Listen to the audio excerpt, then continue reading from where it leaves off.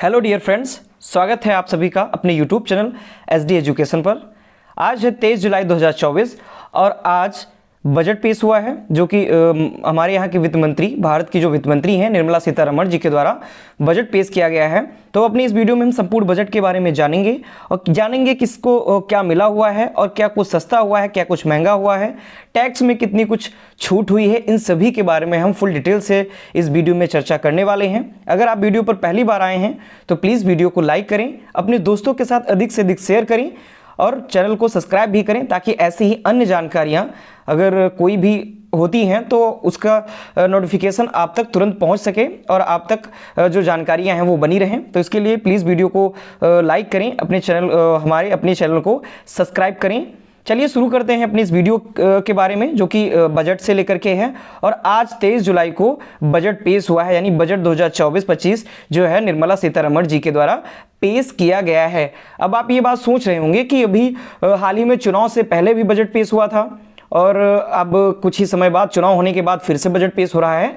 तो इसका मतलब ये होता है कि कोई भी जो सरकार होती है तो जब तक सत्ता में रहती है वो तभी तक का बजट पेश करती है और उसके बाद जो चुनाव होने वाला होता है तो चुनाव के बाद कुछ भी निर्णय नहीं लिया जा सकता कि कौन सी पार्टी जीतती है, कौन सी पार्टी नहीं जीतती है। तो वर्तमान में जो पार्टी थी तो चुनाव से पहले तक ही उसने बजट इसीलिए पेश किया क्योंकि चुनाव के बाद अगर बजट पेश किया जाए तो कोई अगर दूसरी पार्टी आती है तो वो पहले की पार्टी का जो बजट होता है वो उसको कंटिन्यू नहीं करना चाहेगी, वो हमेशा अपने हिसाब से कार्य करना चाहेगी। तो इसके लिए हमेशा चुनाव तक, यानी चुनाव होने से पहले तक का ही केवल बजट पेश किया जाता है और उसके बाद अगर कोई भी पार्टी जीतती है तो वो अपना बजट फिर से जारी करती है। तो वर्तमान में जो सरकार थी तो चुनाव के बाद वो फिर से जीती हुई है, सरकार बनी हुई है। तो प्रधानमंत्री नरेंद्र मोदी जी की सरकार फिर से आई हुई है। तो उसके बाद का जो समय है वो वित्तीय वर्ष के द्वारा वो पूरा का पूरा बजट अब पेश किया जा रहा है। इससे पहले केवल और केवल चुनाव से पहले का बजट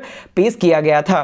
तो आशा करता हूं आपको ये जानकारी अच्छी लगी होगी, आपको जानकारी ये सही लगी होगी कि जो चुनाव हुआ है उससे पहले बजट पेश किया गया, उसके बाद अब क्यों बजट फिर से पेश किया जा रहा है। तो इसका सिंपल सी रीजन यही है कि चुनाव के बाद अगर कोई दूसरी पार्टी आती है तो वो अपना फिर से बजट लॉन्च करती है। तो इसके लिए केवल चुनाव से पहले तक का ही बजट जारी किया जाता है और चुनाव के बाद फिर से जो पार्टी आती है वो फिर से बजट जारी करती है। तो चलिए आज के अपने इस बजट के बारे में हम बात करते हैं। तो वित्त मंत्री निर्मला सीतारमण जी ने 23 जुलाई को लगातार 7वीं बार बजट पेश करने का रिकॉर्ड बनाया है, यानी कि लगातार 7वीं बार ये बजट पेश कर रही हैं वित्त मंत्री निर्मला सीतारमण जी। और 23 जुलाई को यह बजट पेश किया गया। 1 घंटे 23 मिनट के भाषण में उन्होंने जो फोकस किया वह शिक्षा, रोजगार, किसान, महिला और युवाओं पर इसका केंद्र रहा। जो 1 घंटे 23 मिनट का जो भी भाषण चला, बजट में नई टैक्स रिजिम चुनने वालों के लिए 7.75 लाख तक की इनकम टैक्स फ्री हो गई है। यानी कि जो नई टैक्स रिजिम है, जो न्यू टैक्स जारी की गई है उसमें 7.75 लाख तक की जो इनकम टैक्स है वो फ्री हो गई है। तो चलिए बात करते हैं क्या क्या कुछ हुआ है। तो बजट में जो न्यू टैक्स रिजिम है उसमें राहत दी गई है।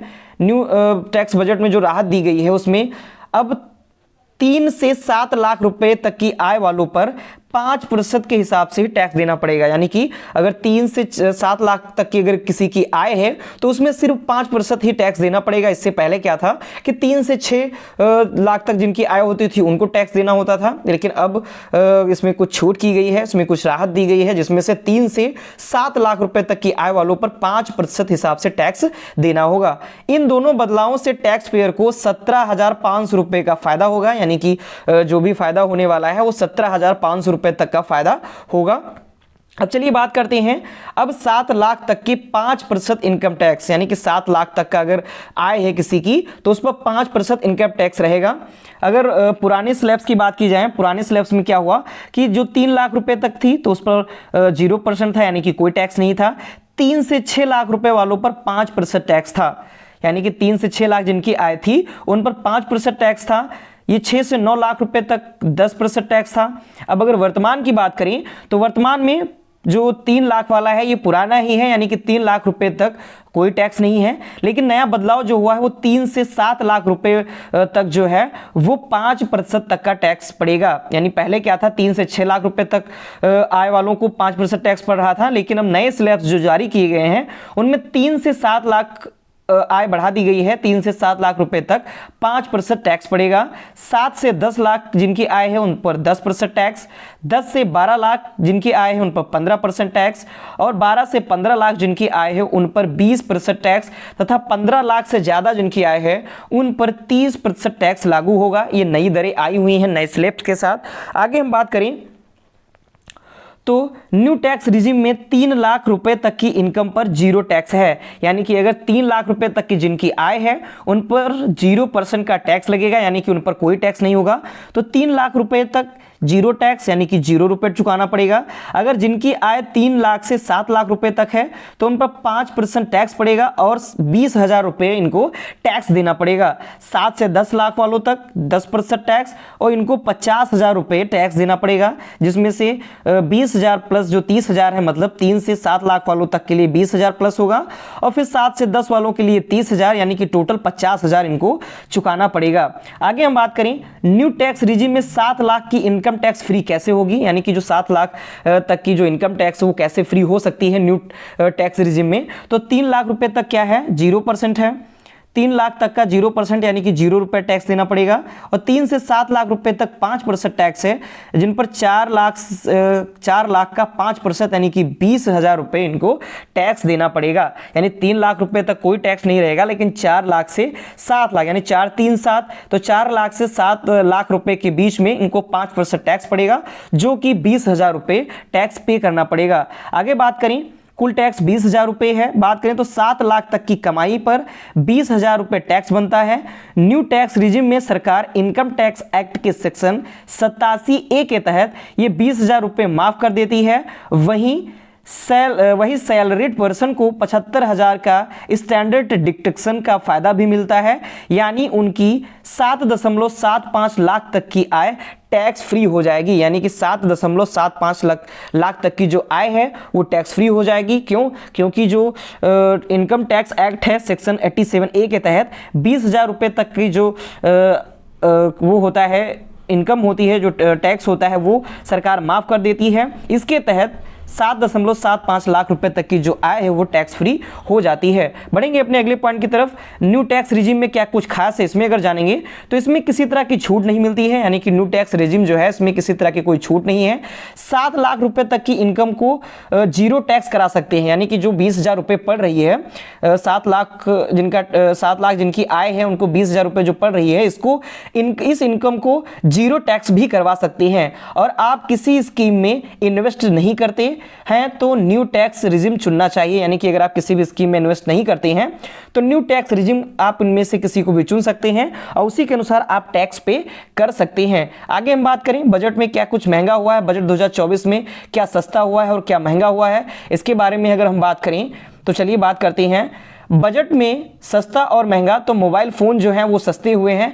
तो बजट में इस बार सरकार ने मोटे तौर पर 7 चीज़ों पर कस्टम ड्यूटी घटा दी है, यानी कि अगर कस्टम ड्यूटी घटती है तो जो प्रोडक्ट होते हैं वो सस्ते हो जाते हैं और 2 चीज़ों जो हैं उन पर जो कस्टम ड्यूटी है वो बढ़ा दी है। इस कारण जो 2 प्रोडक्ट हैं वो महंगे हो सकते हैं। तो इसके करीब 7 प्रोडक्ट सस्ते और 2 प्रोडक्ट महंगे हो सकते हैं, लेकिन इसके अंतर्गत अभी ये नहीं बताया गया है कि कितना सस्ता हो सकता है और कितना जो 7 प्रोडक्ट जो सस्ते हुए हैं वो कितने सस्ते हो सकते हैं और जो 2 प्रोडक्ट महंगे के लिए बताया जा रहा है तो वो कितने महंगे हो सकते हैं, इसके बारे में अभी कोई जानकारी नहीं दी गई है। बात करें मोबाइल फोन, सोना और चांदी ये सस्ते होंगे।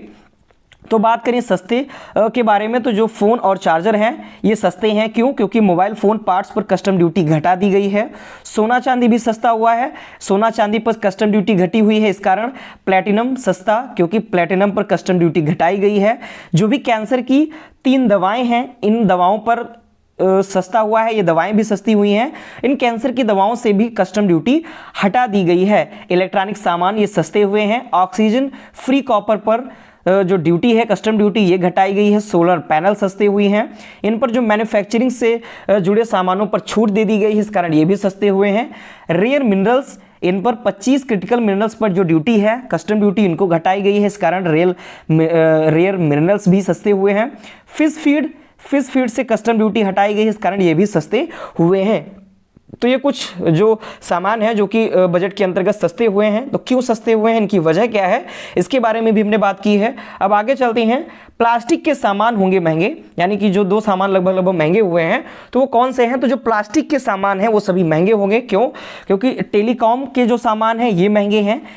इसकी वजह क्या है? जो बेसिक कस्टम ड्यूटी है वो 10% से बढ़ा करके 15% कर दी गई है। यानी कि जो टेलीकॉम के सामान हैं ये महंगे हुए हैं। उनके महंगे होने की जो वजह है वो बेसिक कस्टम ड्यूटी जो है, जो कि 10% थी, उसको बढ़ा करके 15% कर दिया गया है। प्लास्टिक प्रोडक्ट जो हैं उन पर कस्टम ड्यूटी बढ़ाई गई है, इस कारण प्लास्टिक के प्रोडक्ट भी महंगे हो गए हैं। आगे बढ़ते हैं। आगे अगर हम बात करें, पेट्रोल 2.06% सस्ता हुआ है।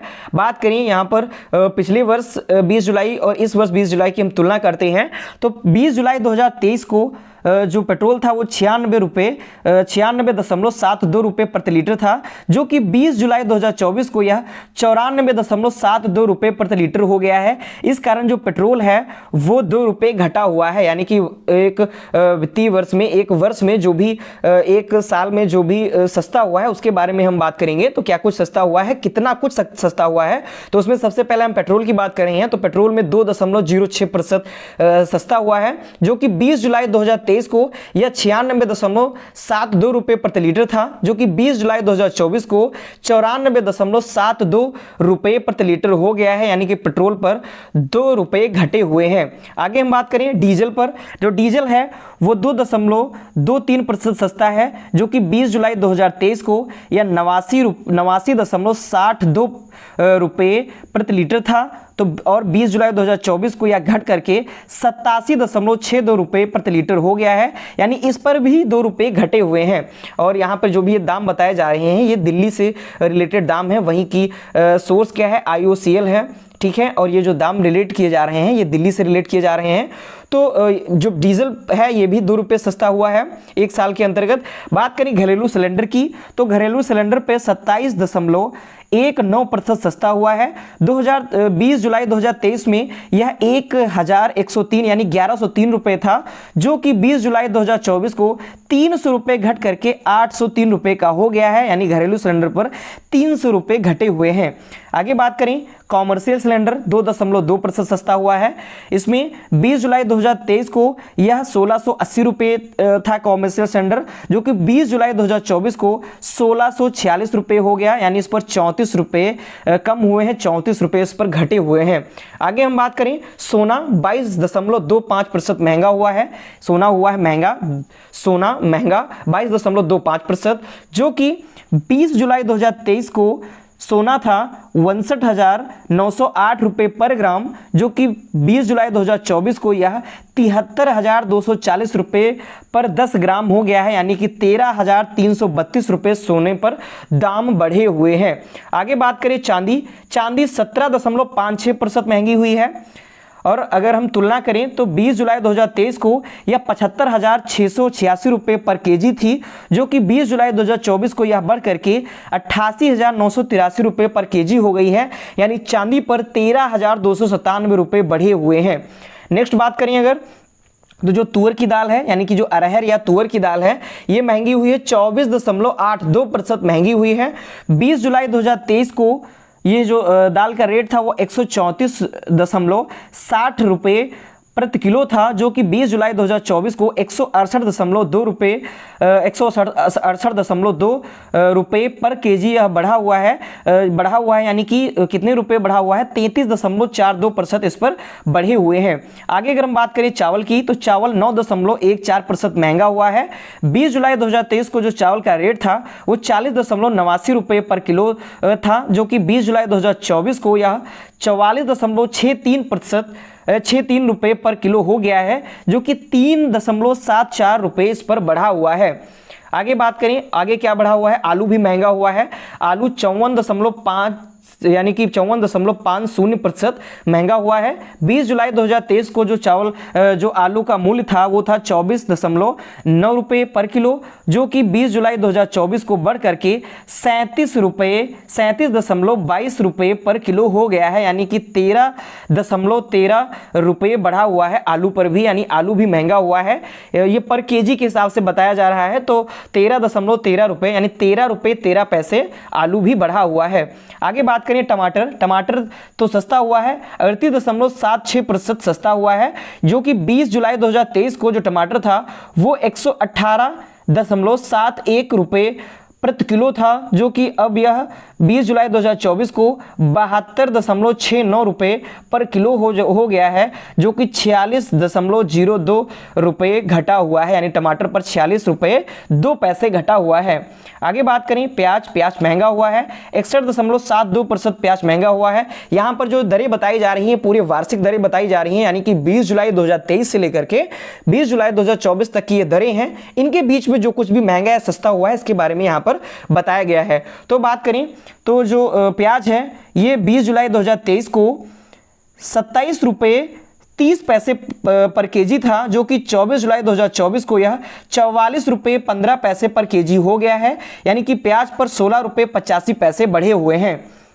आगे बात करें शक्कर, 4.17% महंगी हुई है, जो कि 20 जुलाई 2023 को यह 43 रुपये 7 पैसे पर किलो थी, और जो कि 20 जुलाई 2024 को बढ़ करके 44 रुपये 87 पैसे पर केजी हो गई है, यानी कि 1 रुपये 80 पैसे शक्कर पर भी बढ़े हुए हैं। आगे बात करें दूध महंगा हुआ है, दूध के बारे में बात करें तो 2.55% दूध महंगा हुआ है।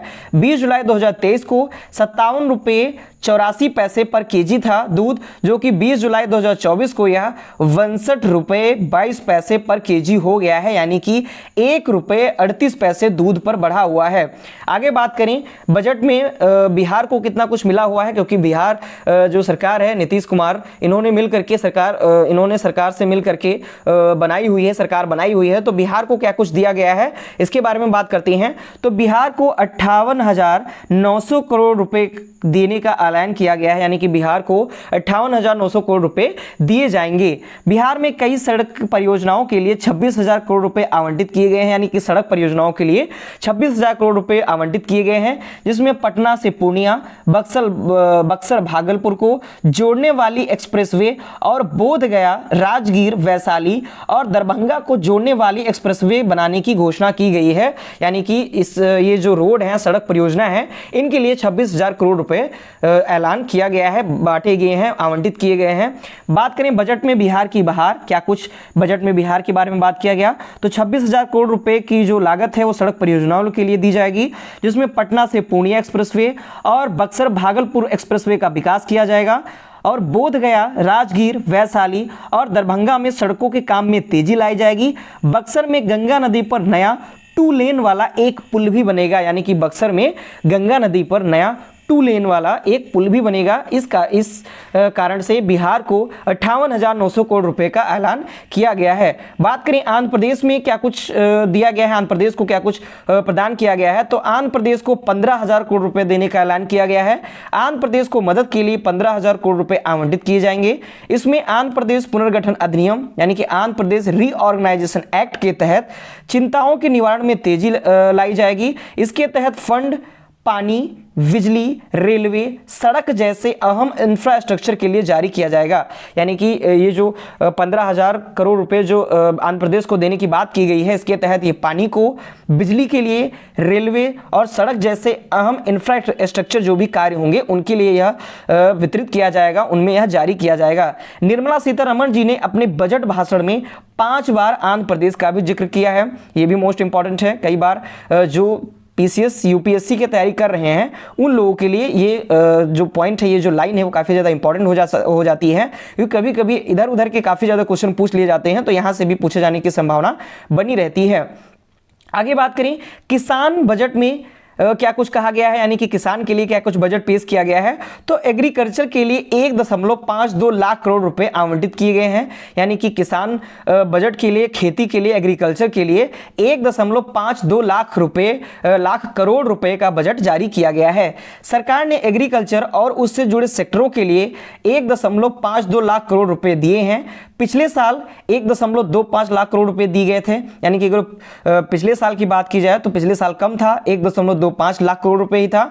इस बार 1.52 करोड़ रुपए दिए गए हैं, यानी इस बार किसानों के लिए बजट में 21.6% यानी कि 27,000 करोड़ रुपए बढ़ाया गया है, यानी कि 27,000 करोड़ रुपए बढ़ा करके दिए गए हैं। आगे हम बात करें, अंतरिम बजट में एग्रीकल्चर को 1.27 लाख करोड़ रुपए मिले। बात करें मोदी सरकार जो चल रही है, माननीय प्रधानमंत्री नरेंद्र मोदी जी की जो सरकार है 3.0 वाली, इसमें इस साल 1 फरवरी को अंतरिम बजट में एग्रीकल्चर सेक्टर को 1.27 करोड़ रुपए दिए गए थे। यानी हमने वीडियो के प्रारंभ में ही बताया था कि चुनाव जो कि लगे हुए थे, तो चुनाव से पहले तक का ही कुल बजट जारी किया गया था फरवरी में। तो उसके बाद अब ये फिर से बजट जारी किया है कि जो नई सरकार बनती है वो फिर से बजट जारी करती है। तो सरकार ने इस साल फरवरी को जो अंतरिम बजट पेश किया था उसमें एग्रीकल्चर सेक्टर के लिए 1.27 लाख करोड़ रुपए दिए थे। वित्त मंत्री निर्मला सीतारमण जी ने कहा था कि फसलों पर नैनो डीएपी का इस्तेमाल होगा, यानी कि जो फसलें होंगी उन पर नैनो डीएपी का इस्तेमाल किया जाएगा। आगे अगर हम बात करें तो डेयरी विकास के क्षेत्र में अच्छा काम होगा और दुग्ध किसानों को बढ़ावा दिया जाएगा। ग्रीन डेवलपमेंट को बढ़ावा देने के लिए बायो मैन्युफैक्चरिंग और बायो फाउंड्री की नई योजना की शुरुआत होगी। 4 करोड़ से ज्यादा किसानों को फसल बीमा योजना का फायदा मिलेगा। आगे बात करें, मत्स्य संपदा योजना से 50 लाख नए रोजगार विकसित किए जाएंगे। नेशनल एग्रीकल्चर मार्केट यानी कि ENAM के तहत 1361 मंडियों का एकीकरण किया जाएगा और supporting trading volume 3 lakh crore रुपए हुआ है, यानी कि जो सपोर्टिंग ट्रेडिंग वैल्यूम है ये बढ़कर के 3 लाख करोड़ रुपए हो गया है। आगे अगर हम बात करें, 27,000 करोड़ रुपए जो बढ़ा है एग्रीकल्चर बजट, जो कि 2023 और 24 में 1.25 लाख करोड़ रुपए था, इस वर्ष बढ़ करके 2024-25 में 1.52 लाख करोड़ रुपए हो गया है। आगे हम बात करें, अंतरिम बजट में किसानों के लिए 6 घोषणाएं की गई थी। पहला, फसल कटाई के बाद सरकार पब्लिक और प्राइवेट इन्वेस्टमेंट को प्रमोट करेगी। दूसरा क्या घोषणाएं की गई थी कि सभी एग्रो क्लाइमेटिक जोन में सरकार नैनो डीएपी के उपयोग का विस्तार करेगी, यानी कि खेती में नैनो डीएपी के उपयोग को अधिक से अधिक बढ़ावा दिया जाएगा। आगे बात करते हैं, ऑयल सीड्स यानी कि तिलहन में किसानों को आत्मनिर्भर बनाने के लिए आत्मनिर्भर ऑयल सीड्स अभियान के नियम बनाए जाएंगे और डेयरी विकास के लिए व्यापक कार्यक्रम बनाया जाएगा। एक्वाकल्चर प्रोडक्टिविटी बढ़ाने, इंपोर्ट दोगुना करने और ज्यादा रोजगार के अवसर पैदा करने के लिए प्रधानमंत्री मत्स्य संपदा योजना को इंप्लीमेंट बढ़ाया जाएगा, यानी कि ये इंपॉर्टेंट लाइन है कि प्रधानमंत्री मत्स्य संपदा योजना का जो इंप्लीमेंटेशन है वो बढ़ाया जाएगा और 5 इंटीग्रेटेड एक्वा पार्क्स भी बनाए जाएंगे। ये कुछ अंतरिम बजट में किसानों के लिए 6 घोषणाएं की गई थी। आगे बात करें, किसान सम्मान निधि में अब तक 3 किस्तों में 6,000 रुपए ट्रांसफर करती रही है सरकार, यानी कि बजट में किसान सम्मान निधि को लेकर के भी बात की गई। तो इसमें किसान सम्मान निधि में अब अभी तक 3 किस्तों में जो 6,000 रुपए हैं वो ट्रांसफर किए जाते हैं। पहली किस्त अप्रैल से जुलाई के बीच में दी जाती है, 2,000 पर किस्त के अंतर्गत दिए जाते हैं और 1 साल के अंतर्गत 6,000 रुपए प्रदान किए जाते हैं। पहली किस्त में 2,000 रुपए अप्रैल से जुलाई के बीच में, दूसरी किस्त अगस्त से नवंबर के बीच में और तीसरी किस्त दिसंबर से मार्च के बीच में प्रदान की जाती है। आगे बात करें, एजुकेशन एंड एम्प्लॉयमेंट बजट, हर साल 20 लाख युवाओं को इंटर्नशिप मिलेगी, यानी कि शिक्षा के क्षेत्र में या शिक्षा और एम्प्लॉयमेंट यानी कि रोजगार के क्षेत्र में बजट में क्या कुछ कहा गया है उसके बारे में अगर बात करें तो निर्मला सीतारमण जी ने 23 जुलाई को शिक्षा के लिए 1.48 लाख करोड़ रुपए का बजट पेश किया। यह पिछले बजट से 32% ज्यादा है, यानी कि पिछली बार जो बजट पेश किया गया था उससे 32% ज्यादा है। बजट भाषण में वित्त मंत्री जी ने नौकरियों और स्किल ट्रेनिंग से जुड़ी 5 स्कीम्स का ऐलान किया है, यानी कि नौकरियों और स्किल ट्रेनिंग से जुड़ी 5 स्कीम्स को ऐलान भी किया गया है। सर्विस सेक्टर के लिए वित्त मंत्री के 5 बड़े ऐलान भी हुए हैं। प्राइवेट सेक्टर को हर क्षेत्र में सरकार की स्कीम से मदद दी जाएगी। नेशनल कंपनी लॉ ट्रिब्यूनल के जरिए 3.3 लाख करोड़ रुपए कंपनी को दिए गए। विवादों के निपटारे के लिए अतिरिक्त ट्रिब्यूनल बनाए जाएंगे, रिकवरी के लिए भी अतिरिक्त ट्रिब्यूनल बनाए जाएंगे, शहरों के क्रिएटिव रीडेवलपमेंट के लिए भी पॉलिसी लाई जाएगी। इस प्रकार सर्विस सेक्टर के लिए वित्त मंत्री ने 5 बड़े ऐलान किए हुए हैं। आगे बात करें, हायर एजुकेशन के लिए 10 लाख तक का लोन प्रोवाइड किया जाएगा। जिन स्टूडेंट्स को सरकारी योजनाओं के तहत कोई लाभ अगर नहीं मिल रहा है तो उन्हें देश भर के संस्थानों में एडमिशन के लिए 10 लाख के लोन में सरकारी मदद मिलेगी। सालाना लोन पर ब्याज का 3% पैसा सरकार देगी। इसके लिए ई वाउचर लाए जाएंगे जो हर साल 1 लाख स्टूडेंट को मिलेंगे, यानी एजुकेशन पर 10 लाख तक का लोन दिया जाएगा। आगे अगर हम बात करें कहाँ से आएगा और कहाँ खर्चा होगा सरकार का पैसा, यानी कि जो सरकार का पैसा है वो कहाँ से आएगा और कहाँ खर्च होगा, तो सबसे पहले बात करें केंद्रीय बजट 2024-25 में सरकार के पास जो पैसा है वो कहाँ से आएगा, तो 63% टैक्स से और 27% कर्ज से जो पैसा है वो सरकार के पास आएगा। केंद्र सरकार को टैक्स से मिलने वाला जो पैसा है वो क्या कुछ होगा, तो इनकम टैक्स के द्वारा 11.87 करोड़ रुपए मिलेंगे, जो कि हिस्सेदारी होगी 19%, यानी 19% मिलेगा इनकम टैक्स के द्वारा, जो कि 11.87 लाख करोड़ रुपए होता है। जीएसटी के द्वारा 18% मिलेगा, जो कि 10.62 लाख करोड़ रुपए होता है। कारपोरेशन टैक्स के द्वारा 17% मिलेगा, जो कि 10.20 लाख करोड़ रुपए है। और उत्पाद शुल्क यानी कि मैन्युफैक्चरिंग पर जो लगने वाला शुल्क है इससे 5% आएगा, जो कि 3.19 लाख करोड़ रुपए होगा। यानी कि इस तरह सबसे ज्यादा जो पैसा है वो इनकम टैक्स के द्वारा आएगा, टोटल 19%, जो कि 11.87 लाख करोड़ रुपए होगा। आगे अगर हम बात करें, सीमा शुल्क के द्वारा 4% आएगा, अन्य टैक्स के द्वारा 0.2%, अन्य गैर राजस्व के द्वारा 3%, अन्य गैर कर राजस्व के द्वारा 3%, ब्याज और लाभांश के द्वारा 5% आएगा। और कुल रेवेन्यू जो रिसीट्स हैं इसकी बात की जाए तो ये 72% बनते हैं, जो कि 43.86 करोड़ रुपए जो है वह पैसा आएगा किसके द्वारा, टैक्स के द्वारा। अगर बात करें केंद्र सरकार को कर्ज से मिलने वाला पैसा, यानी कि जो कर्ज होते हैं उनके द्वारा जो मिलने वाला पैसा है, तो सबसे ज्यादा कर्ज बैंक, विदेश और अन्य जगहों से मिलने वाला है, जो कि 27% मिलता है, जो कि 16.13% लाख करोड़ रुपए होता है, यानी कि 16.13 लाख करोड़ रुपए ये होता है।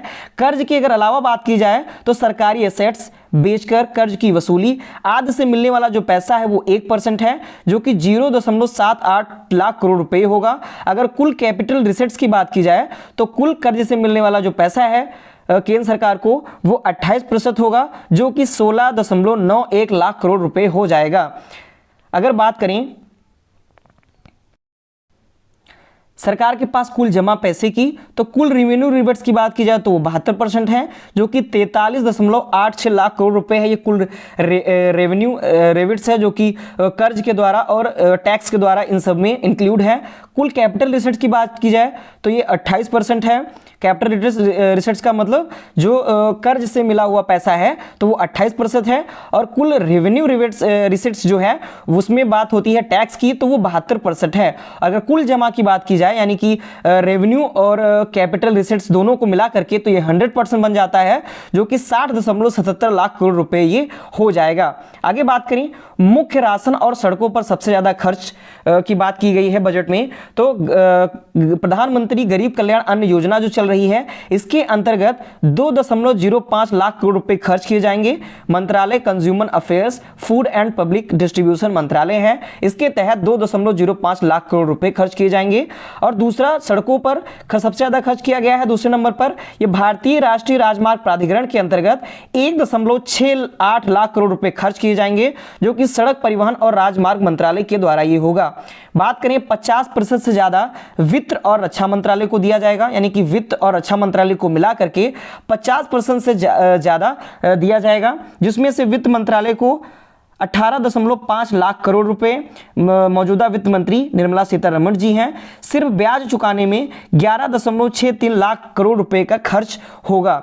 रक्षा मंत्रालय में 6.21 लाख करोड़ रुपए दिया जाएगा, जो कि राजनाथ सिंह वर्तमान में रक्षा मंत्री हैं। सड़क परिवहन तीसरे नंबर पर, फिर रेल मंत्रालय को 2.55 लाख करोड़ रुपए दिया जाएगा, जो कि अश्विनी वैष्णव जी वर्तमान में रेल मंत्री हैं।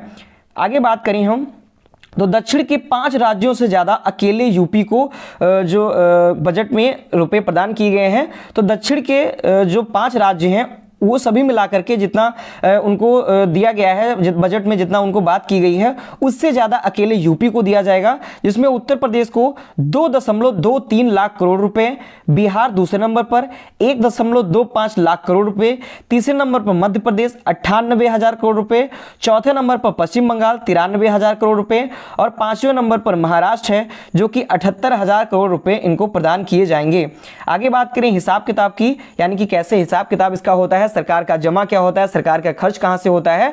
तो सरकार के जमे की बात की जाए तो कैपिटल जमा होता है, जमा जो आमतौर पर एक बार होते हैं यानी कि नियमित नहीं होते हैं, एक बार जमा हो जाते हैं, जैसे कर्ज, सरकारी कंपनियों को बेचना, सरकारी लोन की वसूली, इनके अंतर्गत ये कैपिटल जमा कहे जाती हैं। फिर रेवेन्यू जमा क्या होता है, रेवेन्यू जमा के अंतर्गत जमा जो बार बार यानी कि नियमित रूप से होते रहते हैं, नियमित रूप से जहां पर जो जमा किया जाता है, जैसे आयकर, जैसे टैक्स, सरकारी कंपनियों के प्रॉफिट वाले हिस्से, इन सभी में बार बार जो नियमित रूप से जमा किया जाता है। अगर सरकार के खर्च की बात की जाए तो सबसे पहले बात करें अगर कैपिटल खर्च की, तो खर्च जो एक बार होते हैं और उससे लंबे समय तक लाभ मिलता है, जैसे एयरपोर्ट बना दिया गया, उस पर एक बार में खर्च हो गया, ठीक है, एयरपोर्ट बनाने में जो एक बार खर्च कर दिया गया फिर उससे धीरे धीरे लाभ होता रहेगा, उससे टैक्स मिलता रहेगा, और हाईवे बनाए गए, पुल बनाए गए, हॉस्पिटल बनाए गए, ये सब बनवा दिए जाते हैं तो इनसे खर्च भी निकलता रहता है, इनसे लंबे समय तक प्रॉफिट होता रहता है। फिर दूसरे अगर खर्च की बात करें रेवेन्यू खर्च, तो इसके अंतर्गत खर्च जो बार बार नियमित रूप से होते हैं,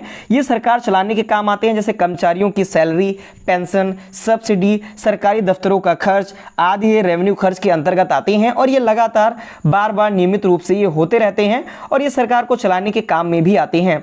तो ये हमने फुल डिटेल से चर्चा की, जो कि बजट पेश किया गया है, अभी अंतरिम बजट 2024-25 का पेश किया गया है 23 जुलाई को, उसके बारे में हमने फुल डिटेल से चर्चा की हुई है, हर एक एक पॉइंट हमने कवर किया हुआ है जो कि बहुत ही ज्यादा इंपॉर्टेंट है। अगर आप किसी भी परीक्षा की तैयारी कर रहे हैं, आगामी जो भी परीक्षा लगी हुई है उस परीक्षा में यहां से क्वेश्चन श्योर बनेंगे, डेफिनेटली क्वेश्चन बनेंगे, क्योंकि तुरंत ये बजट अभी पेश किया गया है और इसके बाद जो भी एग्जाम लगे हुए हैं उनमें यहां से क्वेश्चन बनना बिल्कुल तय है। तो वीडियो पूरी देखिए, शुरू से लेकर लास्ट तक देखिए, हर एक पॉइंट अच्छे से समझिए और अगर वीडियो पसंद आती है तो प्लीज वीडियो को लाइक कीजिए, अपने दोस्तों के साथ वीडियो को अधिक से अधिक शेयर कीजिए और हमारे चैनल को सब्सक्राइब भी कीजिए। धन्यवाद।